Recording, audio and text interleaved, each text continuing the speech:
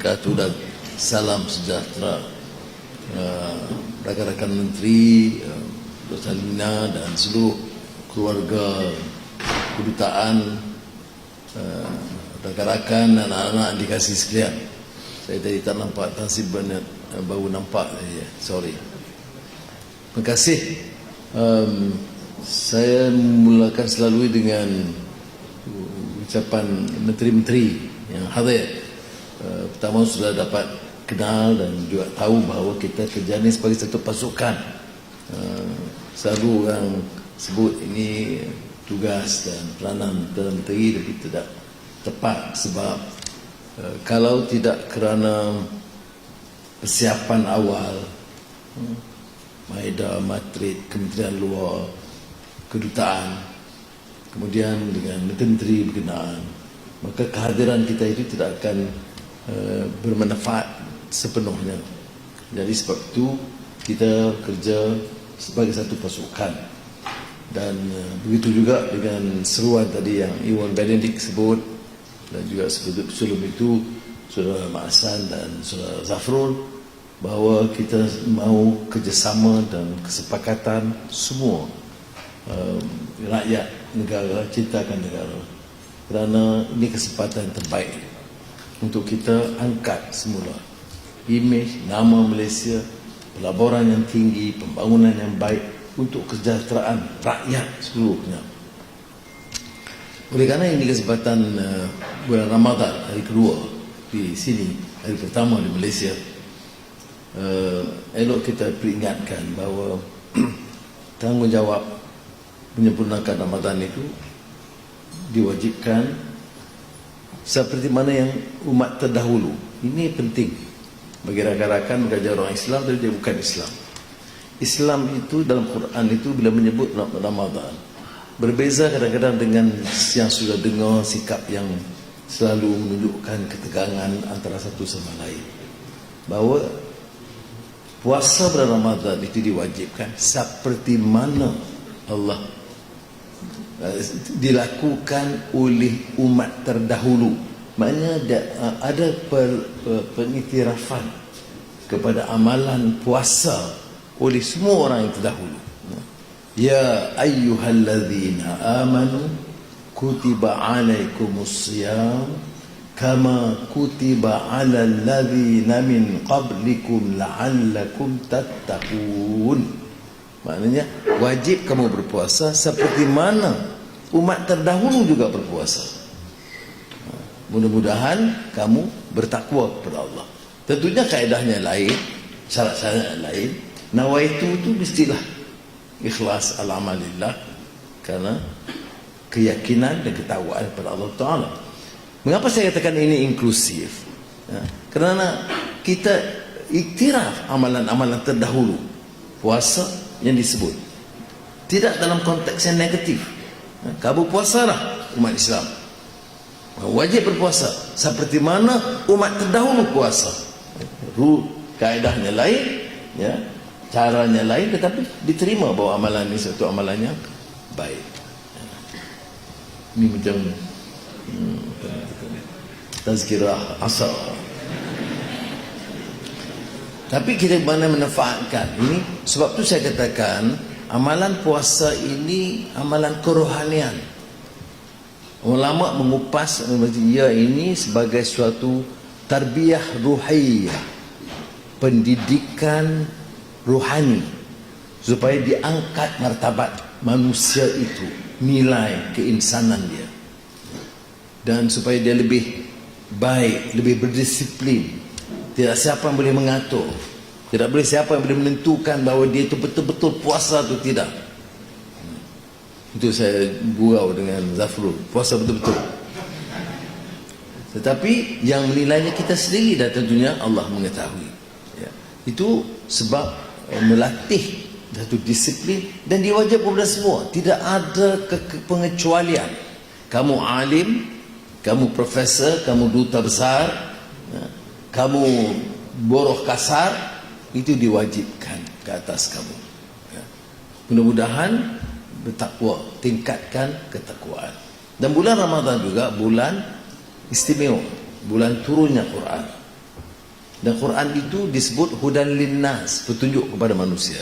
Syahrul Ramadan allazi unzila fihi al-Quran hudan linnas yubayyinatin minal huda wal furqan.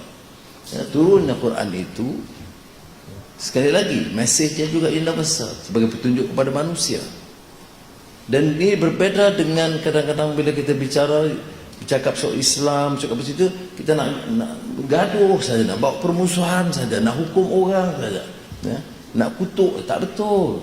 Ya? Islam ini difahami dengan maksud membawa kebaikan, mesej yang baik, keamanan, keadilan, kemanusiaan, kesehatan, menolak kemungkaran, menolak kezaliman, menolak penjajahan, menolak rasuah tentunya. Ya. Dan ini petunjuk kepada manusia. Hudan linnas wa bayyinatin minal huda wal furqan, dengan menambah petunjuk dan dapat menilai dengan baik. Demikian mukadimah pasal puasa. Dan nasib baik di Jerman ini puasa buka lebih awal daripada Kuala Lumpur. Baik. Now, may I move to another issue after expressing my profound thanks to colleagues here at the embassy and all those who participate in this program. That yes, we have registered a very impressive support, commitment not only among political leaders, very fast for the German government, the Chancellor, to invite me and the team to come and giving the honor and recognition to Malaysia, which is relatively much smaller economy, much smaller country, and the exchanges have been very frank, very fruitful, wide-ranging, and then the support by the captains of industry. Zafar said, quite rare when you have impressive array of chieftains, industry captains from large conglomerates coming, meeting us. Some we meet in the group, some we meet individually, and these exchanges have been extremely useful for us. Now, we have registered somewhat the interest extending beyond 45 million, $1 billion, ringgit, yeah, 45.6 billion ringgit. You see, the political stability is important. People must have the confidence that we are staying for years to come. And then, for what? Why do we need political stability? We need political stability sometimes to display our arrogance of power, for personal aggrandizement, to enrich ourselves and our cronies, or to use them by make it very clear that we have set policies, clarity in policies. I've always suggested that. We must then introduce policies that's clear. National policy for unity. Respect the right of every individual. Yes, Islam is the religion of the federation. But the respect, the recognition of the right of every single religious believer. I mean, Christians or Buddhists or Hindus or whatever. Similarly, the Bhumiputra is a quarter, special privilege, because of historical contract, social contract, etc. But notwithstanding that, the spirit of unity, the compassion, the humanity, and the citizenship would insist, dictate to us that we must recognize the right of every single citizen to be showered with affection, with recognition, with rights. Only then the country can survive as a united force. So I am pleased to say that at least we have embarked on this journey. Is it easy? No, it's not easy. It's tough because we are confronted with contending forces. Some use race, some use religion, some use tribe and provincial appeals. Yes, we have encountered this problem. You find the growing rise of fascism here in Germany and in Europe and in the United States. You have religious extremism throughout the world. And we have therefore the clarity of policies and the courage, the tenacity and the courage to pursue our agenda. Okay? And that is, to my mind, very, very critical, not only for this generation, but for the future of this country. Now, with this, you elicit support and then generate interest. That is why it is quite easy for us now to engage with capitals of industry. And notwithstanding, I have always said, and I would reiterate, we say we are fiercely independent. We are proud as Malaysians, and we maintain our right to decide for ourselves, to protect and to defend our right, and also to serve and decide what is best for our country and our society. Then we will pursue this agenda. But I'll say, Alhamdulillah, we have seen so much support. In terms of investments, cumulatively, the United States is the largest investor in Malaysia. But now, in the last many years, growing interest from China. It takes a major role in terms of investments and development in Malaysia.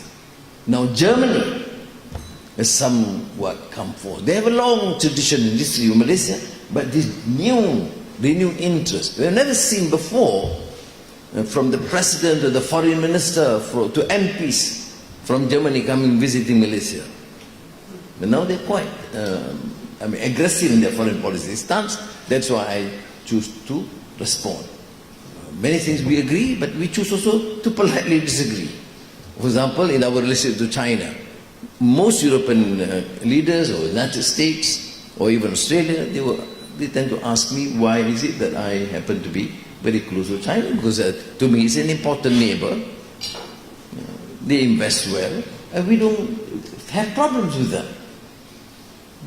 So don't dictate to us what is best for us. We decide for ourselves and what is best for our country. On the issue of Gaza, of course, I will thank the Chancellor Scholz because of the latest position calling for ceasefire, immediate ceasefire, and increase humanitarian assistance. But you know, when it comes to questions, they always say 7th October Hamas, 7th October Hamas. So I had to state my stand on behalf of the Malaysian people that not one day or one incident to be considered, because the issue of Palestine, well encapsulated in these writings of Edward Said, the great political scientist, is the politics of dispossession, meaning since 47-48 Nakba, when so many Palestinians were chased out from their land, and they continue to grab in the issues of settlements. Land is plundered, women killed, babies, and continues almost on a daily basis. You don't expect, therefore, for citizens, people not to respond. That is a problem. Okay, we can condemn any sort of violence, but do not erase the 60 years of history. So, people also say, Anwar, we don't be too strong to defend these issues because some leaders do not like it. And I say, I represent my people.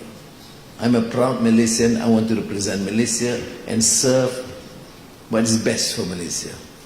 And Malaysia must remain an independent nation.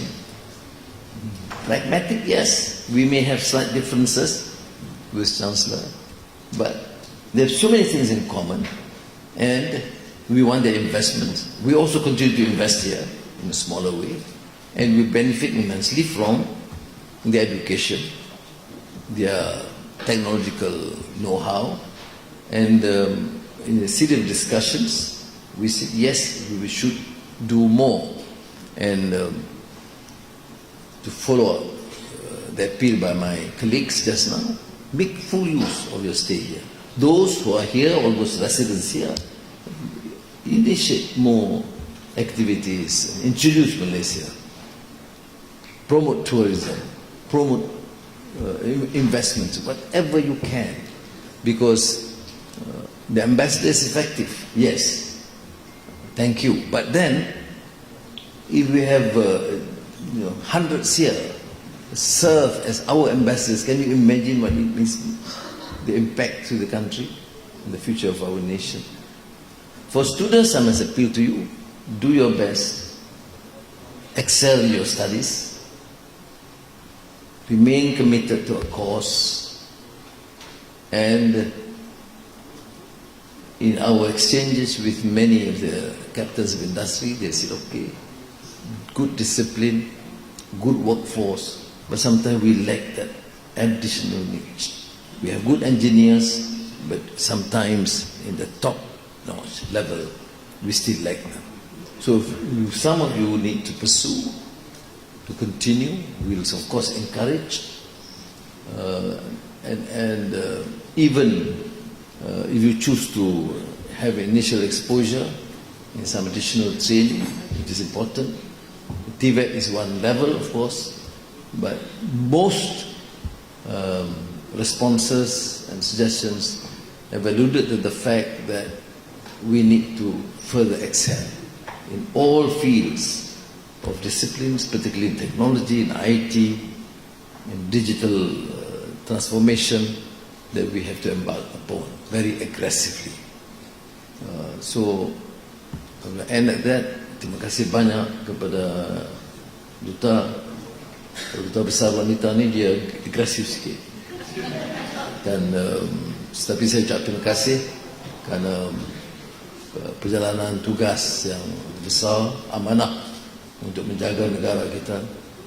Kita dah rugi sedikit berapa lama, sekarang ada kesempatan untuk Malaysia bergerak semula. Saya bangga sebagai anak Malaysia, sampai tidak juga bila kita dapat pengiktirafan, kita dapat sambutan, dan sambutan pelaburan yang besar. Kerana dengan cara ini sahaja kita boleh angkat martabat negara kita. Dengan cara ini sahaja kita boleh tingkat mutu hidup dan menentukan masa depan Malaysia yang lebih gemilang. Terima kasih. Wassalamualaikum warahmatullahi wabarakatuh.